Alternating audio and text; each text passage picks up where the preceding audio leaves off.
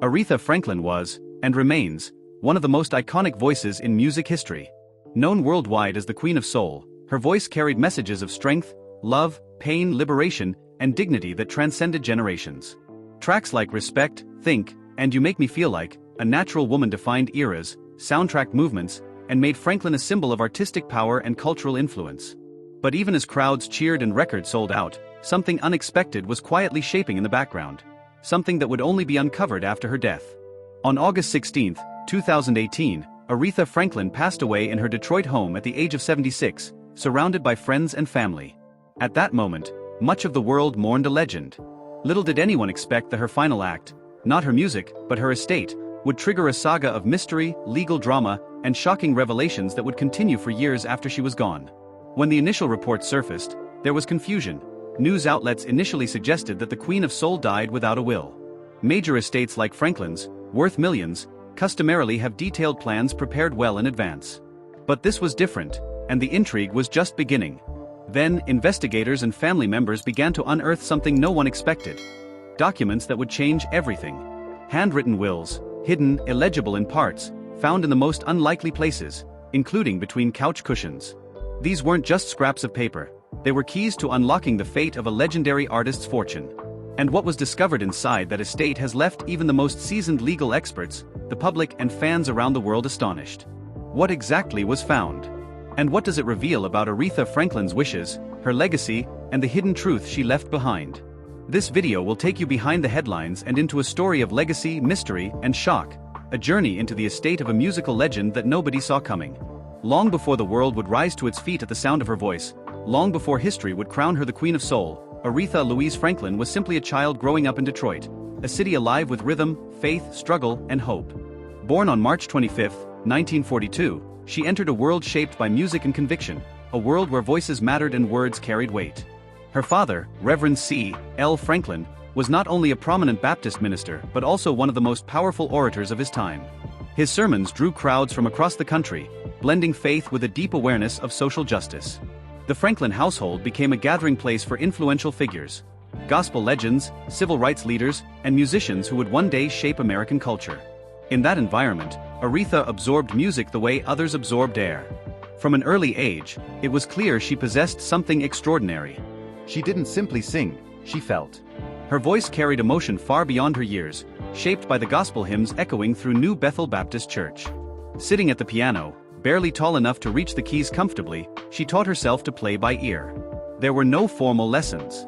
There was instinct, emotion, and an uncanny understanding of melody. Tragedy touched her life early.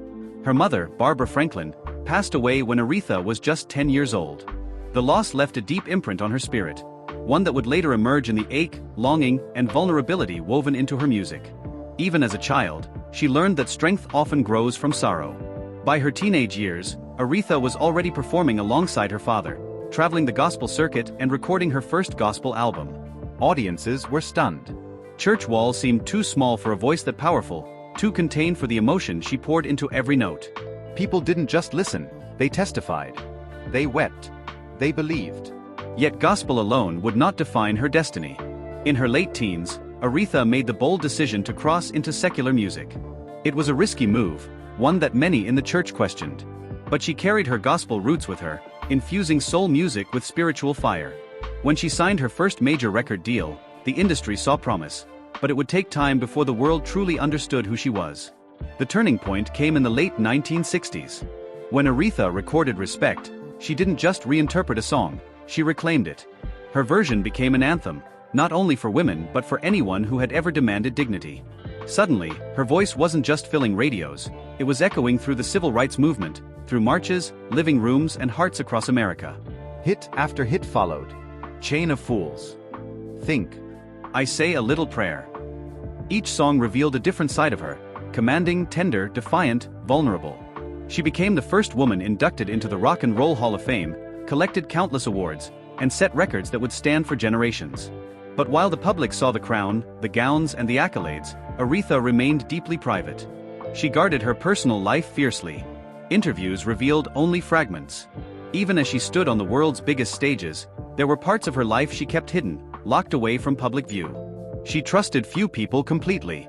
Control mattered to her, over her music, her image, her performances. She was meticulous, intentional, and often uncompromising. Every note was deliberate. Every decision mattered. And yet, behind the scenes, something was quietly being neglected, not out of carelessness, but perhaps out of a belief that there would always be time. As decades passed, Aretha Franklin became more than an artist. She became an institution, a symbol, A living legend whose voice seemed eternal. But time does not pause, not even for queens. And as the years moved forward, unseen choices, unspoken intentions, and hidden documents began to accumulate in silence, waiting for the moment when the world would finally look beyond the music and into the life she left behind. The crown was secure. The legacy was undeniable. But the story of what she left behind was only just beginning. As the years passed, Aretha Franklin slowly stepped away from the relentless pace of public life. The stages grew quieter. Appearances became rare. Yet when she did emerge, whether seated at a piano or standing beneath a spotlight, her presence remained undeniable. Even in her later years, her voice carried the weight of history. Every performance felt important, almost sacred, as if audiences knew they were witnessing something finite. Privately, Aretha valued control above all else. She disliked flying. She avoided unnecessary interviews. She chose when and where she would be seen. To the outside world, this appeared as mystery. To those close to her, it was simply how she survived decades of pressure, expectation, and fame. In 2017 and early 2018, whispers began to circulate. Cancelled shows. Sudden withdrawals from public commitments. Concerned fans noticed the silence, but no official explanations came. Aretha had always believed that her personal life belonged to her alone, and she maintained that boundary to the very end. Then, on an August morning in 2018, the news broke. Aretha Franklin had died in her Detroit home at the age of 76. The reaction was immediate and overwhelming. Radio stations paused their programming. Social media flooded with tributes. Musicians spoke of her as a once-in-a-lifetime force. World leaders honored her cultural impact. Fans gathered outside her home, singing her songs through tears. Detroit mourned not just an artist, but one of its greatest daughters. Her funeral became a historic event. Gospel, soul, and reverence filled the air. Voices rose. Hands clapped. Tears flowed freely. It was a farewell fit for royalty, a celebration of a woman whose music had carried so many through joy and pain. But once the flowers wilted and the crowds dispersed, another process quietly began. Doors were opened. Papers were searched. Questions were asked. And almost immediately, something felt wrong. There was confusion, not about her music, not about her legacy, but about what came next. Those responsible for handling her affairs expected clarity. Documentation. Direction.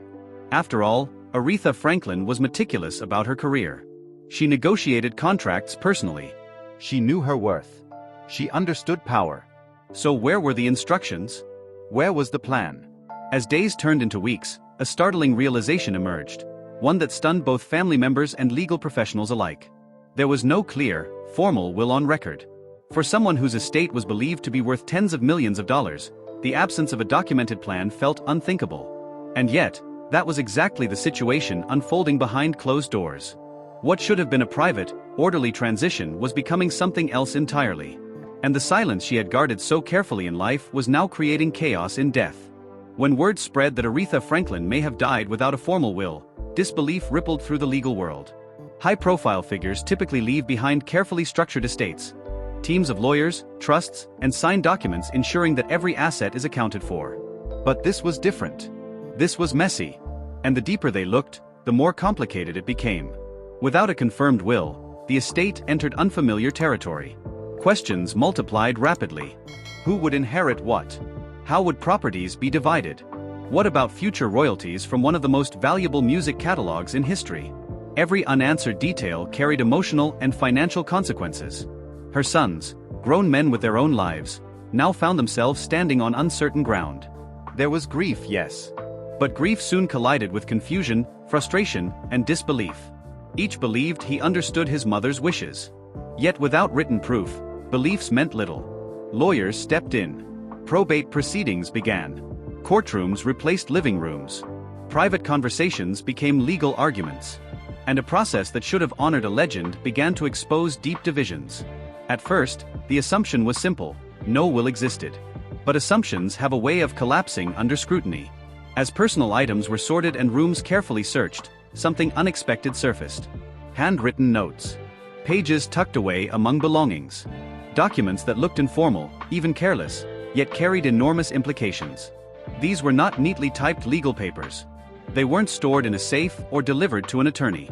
Some were scribbled. Some were hard to read. Some were dated years apart. And each one seemed to say something slightly different. The discovery sent shockwaves through the family. Had Aretha left instructions after all? Were these documents intentional, or unfinished thoughts never meant to be seen? Which version reflected her true wishes?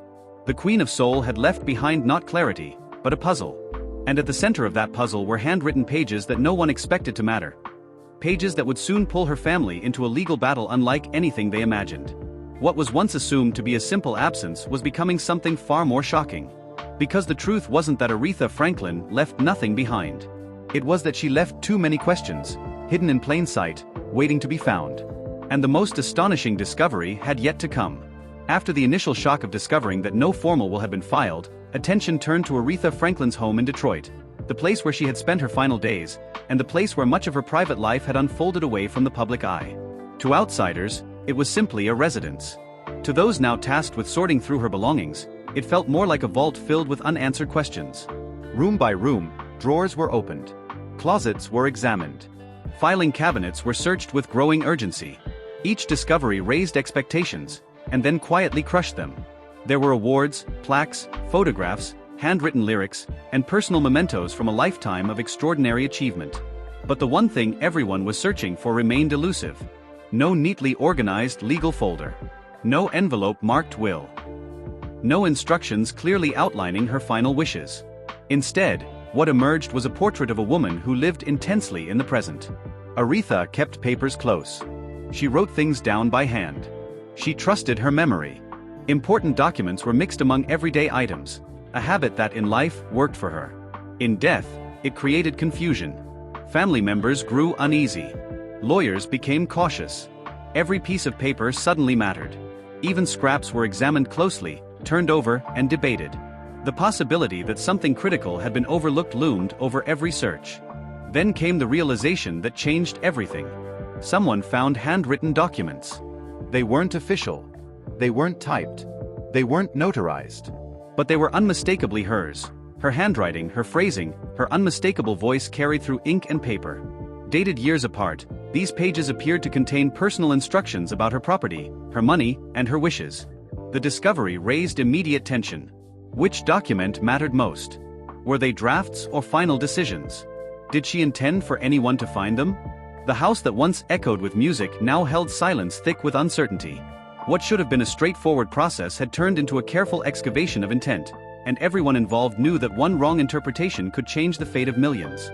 But even with these papers uncovered, the biggest shock was still waiting. Because the most important document of all wasn't found in a drawer, or a file, or a safe. It was found somewhere no one ever thought to look. Years after Aretha Franklin's passing, when the estate battle seemed already complicated beyond belief, a discovery was made that stunned everyone involved. Inside the cushions of a couch. Not in an office. Not in a locked cabinet. But buried between worn fabric and forgotten space, a handwritten will was found. The document was folded, creased, and fragile. Time had pressed into the paper. The handwriting was unmistakable, unmistakably Aretha. It was dated later than the previously discovered notes, suggesting it may have reflected her most recent intentions. The shock was immediate and profound. How could something so important be hidden in such a place? Why was it never given to a lawyer? Did she intend for it to be found, or forgotten? The couch document outlined specific instructions. It named beneficiaries. It referenced property. It revealed preferences that contradicted earlier handwritten papers. What once seemed like confusion suddenly became conflict. Family members reacted differently.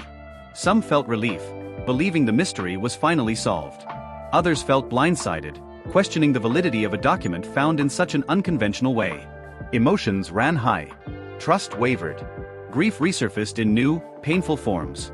Legal experts examined the document closely. They studied the handwriting, the dates, the wording. Was it legally binding? Could something so informal truly decide the fate of a legendary estate? The answer would not come easily. What had begun as a search for clarity now threatened to tear the family apart. The couch discovery didn't end the dispute, it ignited it. Sides formed. Arguments hardened. Courtrooms loomed. And for the first time, the public began to grasp the depth of the chaos left behind. The Queen of Soul, a woman who commanded stages, controlled her art, and defined generations, had entrusted her final wishes to loose pages and hidden places. It was shocking. It was heartbreaking. And it was only the beginning. Once the couch documents surfaced, the search intensified. What had started as a cautious review of personal belongings turned into a meticulous, almost forensic examination of Aretha Franklin's home. Every drawer mattered now. Every envelope was suspect. And it was during this renewed search that attention returned to a small cabinet, ordinary in appearance, yet suddenly heavy with consequence. Inside were more handwritten papers. These documents were different from the one found in the couch. Some were older. Some were incomplete. Some were clearly written with care, while others appeared rushed, marked by crossouts and revisions. Dates varied. Language shifted. And the instructions, though similar in theme, did not always align. One page suggested specific distributions of property. Another referenced financial arrangements in a way that contradicted earlier notes. Names appeared in one document and vanished in another.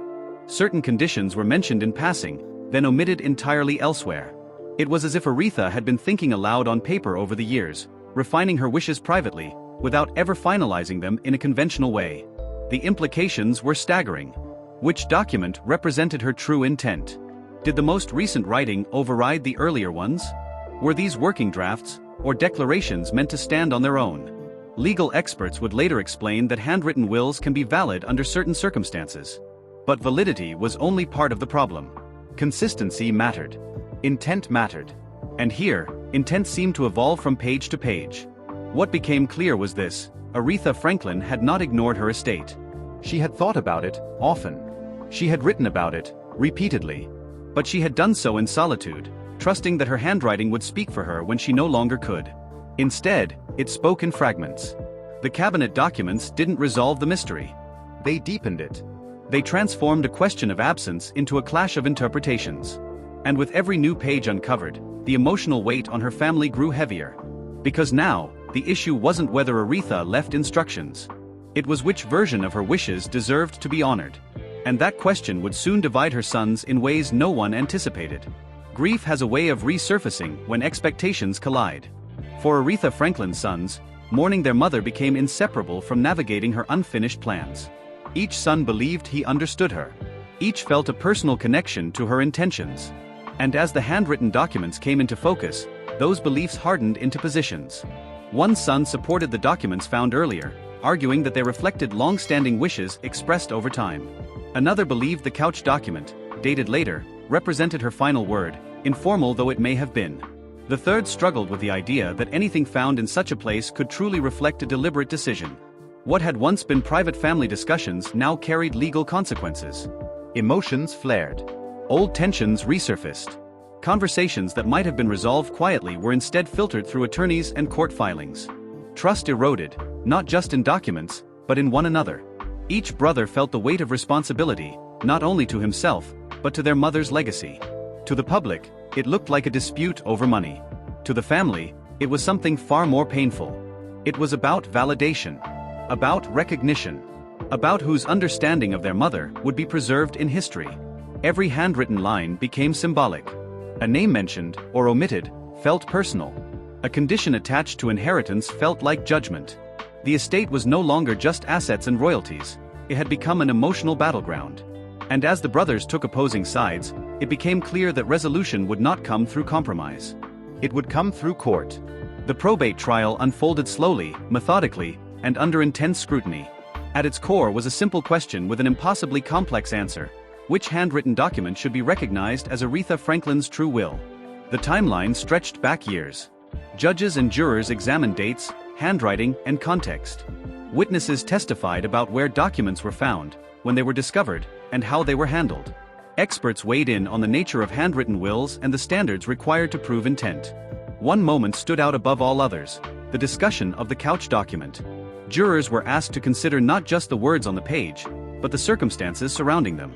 Was it reasonable that Aretha Franklin would place her final wishes in such a location? Or was that detail irrelevant, overshadowed by the fact that the document was handwritten, signed, and dated? Family members listened as their private lives were dissected in public. Emotions were restrained, but the tension was unmistakable. Every testimony carried consequences that would ripple far beyond the courtroom. In the end, the jury reached a decision. They ruled that the handwritten will found in the couch, despite its unusual location, was valid. It was recognized as Aretha Franklin's final expression of intent, outweighing earlier documents found elsewhere. The verdict settled the legal question, but it did not heal the wounds. The courtroom emptied. Papers were filed. Decisions were enforced. Yet the emotional fallout lingered, quiet, unresolved, and deeply human. The Queen of Soul had finally been heard one last time. But the echoes of her unfinished planning would continue to shape her family, her legacy, and the public's understanding of what it truly means to leave something behind. And still, there was more to uncover. The verdict brought legal clarity, but clarity did not bring peace. Once the handwritten will from the couch was declared valid, the machinery of the estate finally began to move forward. Assets that had been frozen by uncertainty were now subject to distribution. Lawyers drafted documents. Accountants calculated values. Court orders replaced speculation. On paper, the process looked orderly. In reality, the emotional weight of the decision lingered heavily over everyone involved. Aretha Franklin's estate was vast and complex. Multiple homes, long-term music royalties, personal valuables, and intellectual property built over a lifetime of brilliance now had to be divided according to a few handwritten pages. The will determined who would control what, who would receive which properties, and how future income would flow. Homes that once felt sacred became line items. Royalty streams that symbolized artistic immortality became percentages. Personal belongings became contested symbols of love, favoritism, and memory. Some beneficiaries felt relief, believing the final decision honored Aretha's last wishes. Others felt disappointed, even hurt, interpreting omissions as personal judgments rather than legal outcomes. While the court resolved ownership, it could not resolve emotion. There were still loose ends. Tax obligations had to be settled. Royalties required long-term management. Certain personal items raised new questions about value versus sentiment. And although the legal battle over the will itself had ended, the family would continue navigating the consequences for years. For the public, the story faded from headlines. For the family, it became a permanent part of their lives. Aretha Franklin's voice had once unified millions. Now, her estate stood as a reminder that even legends leave behind unfinished business. The handwritten will was not long. It was not polished. It did not read like a legal document drafted by professionals. Instead, it felt intimate, direct, personal, unmistakably human. Every line carried the weight of a woman thinking not like an icon, but like a mother. The will outlined specific instructions regarding property and inheritance. Certain sons were granted specific homes. Conditions were attached to some inheritances, reflecting expectations Aretha had long held privately. Education, responsibility, and personal conduct appeared not as abstract ideas, but as guiding principles embedded in her final wishes. What shocked many was not just what was included, but how it was written. There were no grand explanations. No emotional justifications. No apologies. Just decisions. Some clauses surprised legal observers, who noted how personal the document felt compared to traditional estate plans. It revealed a woman who believed her intentions were clear, who trusted that those reading her words would understand her tone and meaning without elaboration. To her sons, each line carried emotional weight. A property assignment felt like trust. A condition felt like expectation. An omission felt painful, even if unintentional. The will became more than a legal instrument, it became a final conversation that could never be clarified or amended. In death, Aretha Franklin spoke softly, but firmly. And what she said would be interpreted, debated, and remembered long after the ink had faded. Beyond real estate and royalties lay a different kind of treasure, one that money alone could not measure. Aretha Franklin's personal collection told the story of her life in texture and color. Lavish furs she wore on cold Detroit nights. Custom gowns stitched for historic performances. Jewelry gifted by admirers and fellow legends.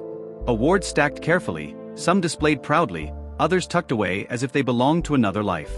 There were handwritten lyrics. Old photographs. Personal notes never meant for public eyes. Each item carried memory. Each object whispered history. Sorting through these belongings proved to be one of the most emotionally difficult parts of the estate process. Unlike financial assets, these items could not be easily divided. Who receives a stage gown worn during a legendary performance? Who keeps the piano bench where countless songs were born? How do you place value on objects soaked in personal meaning? Some items were preserved. Others were distributed privately. A few would eventually surface in exhibitions, allowing fans to glimpse the human behind the icon. Together, they painted a portrait far richer than any balance sheet. They revealed Aretha not just as the Queen of Soul, but as a woman who lived fully, dressed boldly, and left pieces of herself everywhere she went. In the end, these personal items became the most powerful reminder of all. Money could be divided. Property could be transferred. But the soul behind the legacy could never be owned. And as the last boxes were closed and the final documents filed, one truth stood undeniable. Aretha Franklin left behind far more than an estate. She left behind a life, complex, brilliant, imperfect, and unforgettable. If you're finding this video matter to you, please like this video to honor the legacy of the Queen of Soul. Subscribe to the channel for more in-depth documentaries about legendary icons, hidden truths, and shocking discoveries. Turn on notifications so you never miss a story that deserves to be heard. Your support helps keep these untold stories alive.